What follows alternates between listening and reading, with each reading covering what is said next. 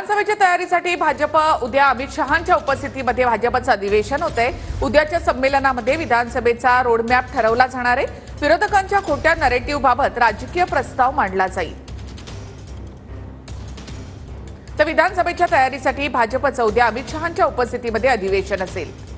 केंद्रीय गृहमंत्री अमित शहा दुपारी 2:30 वाजता मार्गदर्शन करणार आहेत। उद्याच्या संमेलनामध्ये विधानसभेचा रोडमॅप ठरवला जाईल। भाजपच्या संमेलनामध्ये विरोधकांच्या खोट्या नरेटिव्हबाबत राजकीय प्रस्ताव मांडला जाणार आहे। अमित शहा आज रात्रीच अधिवेशनासाठी पुण्यामध्ये दाखल होतील। सकाळी 11 वाजता अधिवेशनाचं उद्घाटन होईल। दुपारी 12:30 वाजता नितीन गडकरी अधिवेशनाला मार्गदर्शन करतील। दुपारी 2:30 वाजता फडणवीस अधिवेशनाला मार्गदर्शन करतील। दुपारी 3 वाजता अधिवेशनाचा समारोप अमित शहांच्या भाषणाने होईल।